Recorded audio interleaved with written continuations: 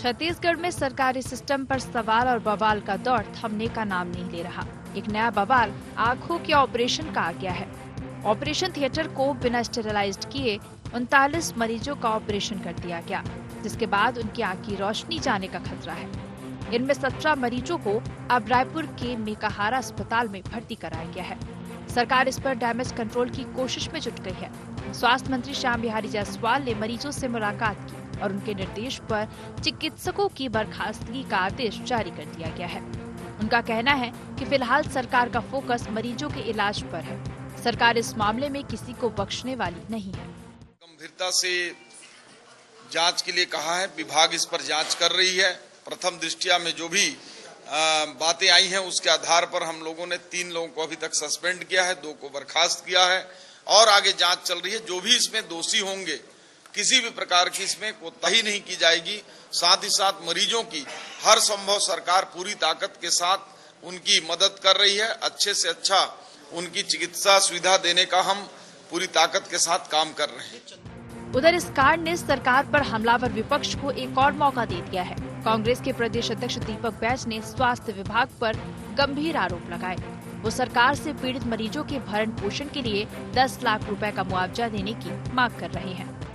मोतियाबिंद का ऑपरेशन जिला दंतेवाड़ा में हुआ और लगभग 16 मरीज रिफर हुए। उसमें से 12 लोगों का ऑपरेशन हुआ और कुछ लोग बेटिंग में हैं। और ये तो सच्चाई है कि जिला दंतेवाड़ा में जो ऑपरेशन हुआ लापरवाही बरती गई और कहीं न कहीं घोर लापरवाही है और कुछ लोगों की आंखों की रोशनी गई है और अभी कुछ लोगों के ऑपरेशन हुआ है, अभी पट्टी नहीं खुला है। जिनकी भी आंखें अगर क्षति हुई है तो निश्चित रूप से उनको भरण पोषण के लिए सरकार को मुआवजे देना चाहिए, कम से कम 10 लाख रुपए देनी चाहिए। छत्तीसगढ़ में हुए इस नेत्र कांड ने कई लोगों की जिंदगी को अंधेरे के मुहाने पर खड़ा कर दिया है। सरकार दोषियों पर कार्रवाई की बात कर रही है तो विपक्ष मुआवजे की मांग कर रहा है। लेकिन इन सब के बीच बड़ा सवाल ये है कि ऐसे हादसे रुके कैसे? ऐसा क्या एक्शन हो कि भविष्य में कोई ऐसा करने की जरूरत न कर सके। रायपुर से अद्वैत नाइक की रिपोर्ट।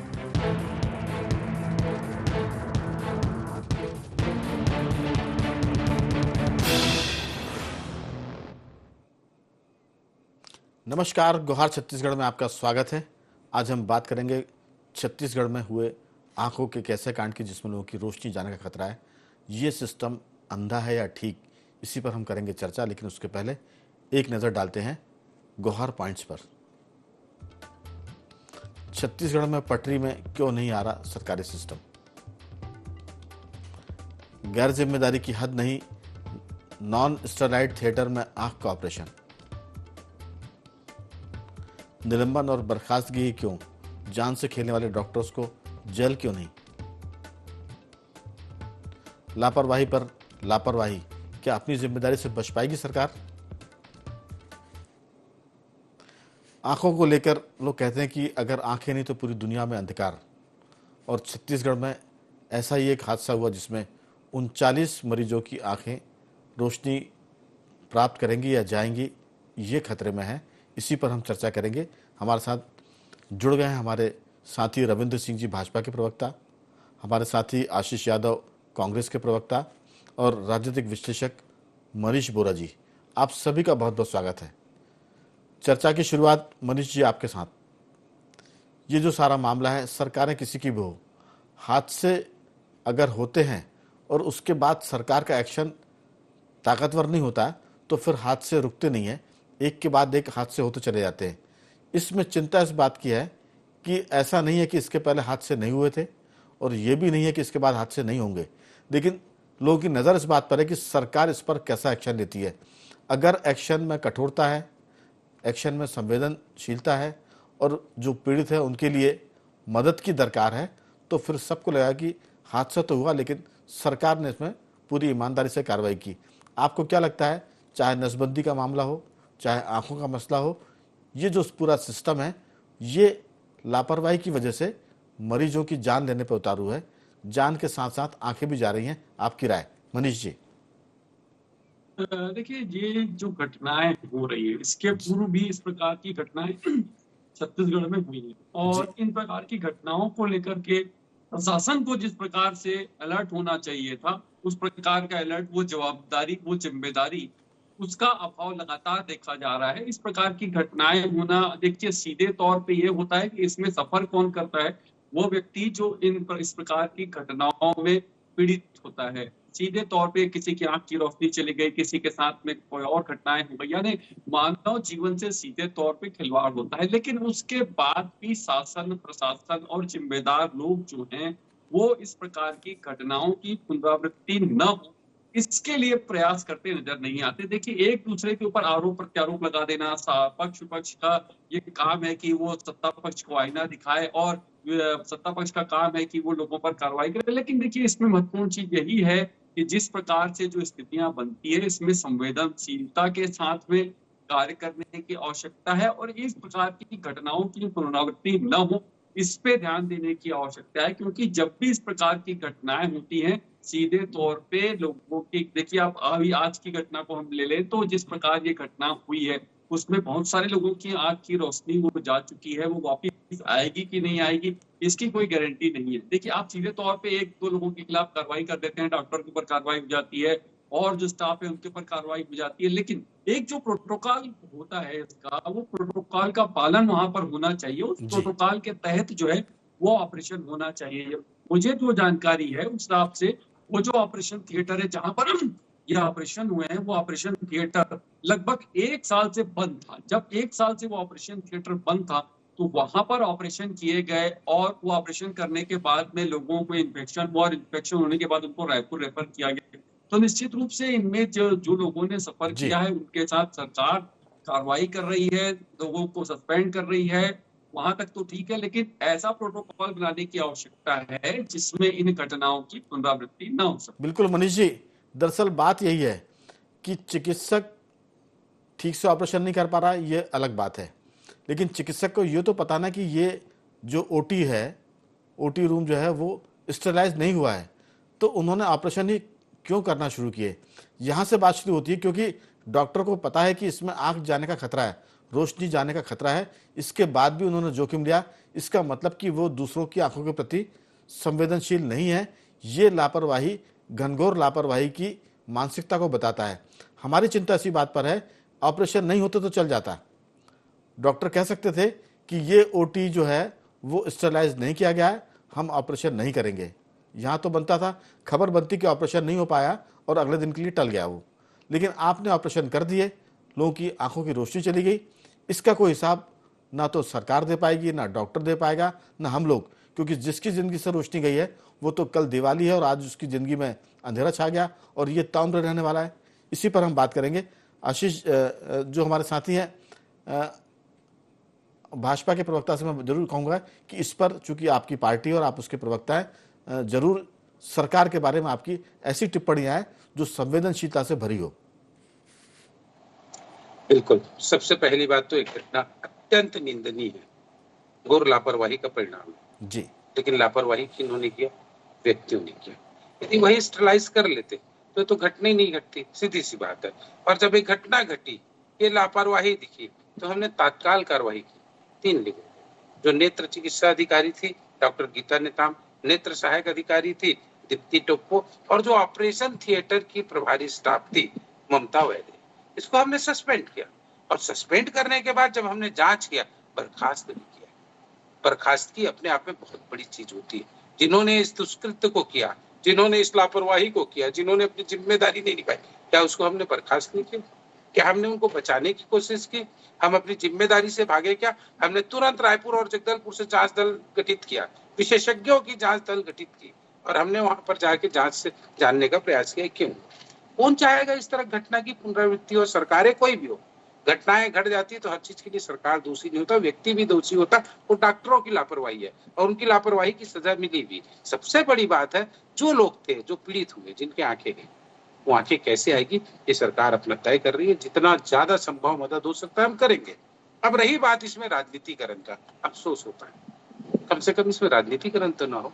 किन्होंने जांच दल भेजा? कांग्रेस ने भेजा। किसके? लखेश्वर बघेल, तो क्या कहते हैं, और भी जो उनके पूर्व विधायक हैं, रेखचंद जैन है, या फिर विक्रम मंडावी है, इन लोग कौन इसमें विशेषज्ञ है चिकित्सा का? इस जांच दल में ये लोग जाके पता कर पाएंगे क्या क्या हुआ था? वो समझ पाएंगे स्टरलाइजेशन क्या होता है? अरे 2-4 उसमें विशेषज्ञ रख लेते हैं, आपके चिकित्सा प्रकोष्ठ के वो होंगे, उनको रख लेते हैं कांग्रेस के लोग, तो लगता वहां कुछ होगा। केवल राजनीति करने के लिए आपने दल बना दिया, हमने कार्रवाई करने से इनकार किया क्या? और कौन सी सरकार चाहेगी? मेरा बार बार ये प्रश्न है। दूसरी बात, दीपक बैज जी कह रहे थे कि 10 लाख रुपया दे देना चाहिए मुआवजा। हमारी सरकार में ऐसी कोई घटना नहीं घटी। आपने 50 लाख रुपए उत्तर प्रदेश के किसानों को दिया, छत्तीसगढ़ में जब वो किसान मरा ना 1 रुपया नहीं दिया आपने, और कहीं दिया 10 लाख रुपए दिया। राजनीति आप करते हैं और अब आप कह रहे हैं 10 लाख रुपए से उनकी जान बच जाएगी क्या? जो आंख चली गई वो बच जाएगी क्या? ऐसी राजनीति दीपक बैज जी मैं नहीं चाहता कि आप करें। सबसे बड़ी बात है हमने काम किया है, बिल्कुल काम किया और तुरंत कार्रवाई किया और अभी भी इस पे काम कर रहे हैं। ठीक, इसको राजनीतिकरण की दृष्टि से सोच के रविंद्र जी, अगले दौर की बातचीत में मैं जरूर आपसे पूछूंगा कि ऐसा कोई नियम कायदा बन रहा है कि अगर ऑपरेशन हो रहे हैं, चाहे वो नसबंदी के हों, चाहे वो आंखों के हों या और किसी तरह के ऑपरेशन हो, ओटी अगर कंप्लीट नहीं है, उसमें चीजें नहीं है तो ऑपरेशन नहीं किए जाएंगे, भले ही वो टल जाएं। अगर ये व्यवस्था साथ में जुड़ जाए तो फिर ये हादसे बहुत ही कम हो सकते हैं, ऐसी हम उम्मीद लगा सकते हैं। मैं आऊँगा आशीष जी आपके पास। प्रतिपक्ष को बहुत तीखा काम करना चाहिए, धारदार प्रतिपक्ष होना चाहिए, लेकिन जो संवेदनशीलता की हम बात शुरुआत में कर रहे हैं वो भी जरूरी है। आरोप भी लगाएं, सरकार को मजबूर भी करें कि सरकार ऐसे नियम कायदे बनाए ताकि हादसे दोबारा ना हो। लेकिन जो रविंद्र सिंह जी ने कहा कि जो टीम आपने भेजी उसमें कोई एक्सपर्ट ही नहीं है, तो वो फिर आपकी जो गंभीरता है उसको कम करके बताती है। आपकी राय? देखिए, मैंने सर आपकी बात और पूरी रिपोर्ट अच्छे से सुनी, मनीष जी की भी बात सुनी और मेरे आदरणीय भाजपा के प्रवक्ता जी की भी बात सुनी जी। ये बहुत ही दुर्भाग्यपूर्ण घटना है और इस पर सबसे पहले जो है दुखद बात पे खेद जताना कांग्रेस पार्टी का काम है। और दूसरा, क्योंकि हम विपक्ष में हैं और विपक्ष की जिम्मेदारी हमारी है, विपक्ष को मुखर होकर सारी बातों को जनता के बीच लाना और सरकार पर सवाल उठाना भी हमारा काम है जी। तीसरी बात जो मैं कह रहा हूं, जो ये कह रहे थे कि जांच दल में कोई स्वास्थ्य अधिकारी नहीं है, स्टरलाइजेशन जैसे शब्द का मतलब और इतनी छोटी और इतनी कहना चाहिए कि गैर जिम्मेदाराना हरकत जो हुई है, आप देखिए ये एक बेसिक चीज है। हम घर में अगर कोई फर्स्ट एड यूज करते हैं या फिर कोई टूल यूज करते हैं किसी भी तरीके का, अगर हमें पैर में कांटे भी चुभ जाते हैं तो उसे निकालने के लिए ऑलपिन यूज करते हैं, तो भी उसे स्टरलाइज करके यूज करते हैं। बच्चों को दूध पिलाने से पहले जो है बॉटल स्टरलाइज करके करते हैं। ये इतनी आसान सी बात है। क्या हो चुका है छत्तीसगढ़ में, क्या हुआ है छत्तीसगढ़ में? छत्तीसगढ़ में आज कानून व्यवस्था की स्थिति किस स्तर पे है वो हमने पहले देख लिया। अब स्वास्थ्य की स्थिति व्हील चेयर पर दिख रही है। और इसके बाद ये बताइए ना, ऐसा क्यों होता है कि भारतीय जनता पार्टी रहती है तो स्वास्थ्य की ऐसी स्थिति हो जाती है, चाहे वो 2014 का कांड हो, 2012 का कांड हो, अखफोड़ुआ कांड हो, गर्भाशय कांड हो। आप देखिए, हम ये नहीं कह रहे हैं कि भारतीय जनता पार्टी के ये करवा दिया है, बट ये होना, बिल्कुल, ये जिम्मेदारी किसकी थी? इसके जिम्मेदार वो कौन लोग थे? इसी पर घटनाएं कैसे रोकी जा सकती थी? आशीष जी इसी पर बात कर रहे हैं। नहीं, ये अपराध है सर जी। इस पर किसी को बर्खास्त कर देना, सस्पेंड कर देना कोई सॉल्यूशन नहीं है। इसका कोई ये विकल्प नहीं है कि आप छोटी छोटी बातों पर बड़े विधायकों पर एफआईआर करते आ रहे हैं पिछले 10 महीने में, आप डॉक्टरों पर एफआईआर नहीं कर पा रहे। जब तक कड़ी कार्रवाई नहीं की जाएगी और कड़ी कार्रवाई नहीं होगी तब तक ऐसी घटनाओं को रोकना संभव है। मैं लौटता हूं, समय की कमी है। बैठेगा बिल्कुल मनीष जी और रविंद्र जी, और आपसे मेरा आग्रह है कि अगले दौर की बातचीत के बाद सिर्फ हमारे पास 2 मिनट का वक्त है, आप अपनी बात को जल्दी जल्दी कर देंगे तो हो जाएगा। मेरा सिर्फ इतना सा कहना मनीष जी इस पूरे मामले में कि कभी एक जमाना था, अब वो गुजरे जमाने की बात है, रेल एक्सीडेंट में रेल मंत्री इस्तीफा देते थे, एविएशन में अगर प्लेन क्रैश होता तो एविएशन मिनिस्टर इस्तीफा देते थे।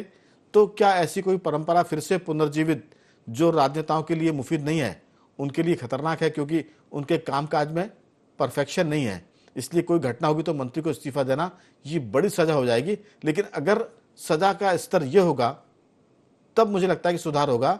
अगर जिले में दिक्कत होती है तो कलेक्टर एसपी पर कार्रवाई हो, अगर हेल्थ में दिक्कत होती है तो जो हेल्थ सेक्रेटरी है वो भी इसके लपेटे में आना चाहिए, क्योंकि जिम्मेदार तो पूरी मशीनरी है ना, माने टॉप से लेकर बॉटम तक। आपकी छोटी सी टिप्पणी, समय की कमी है।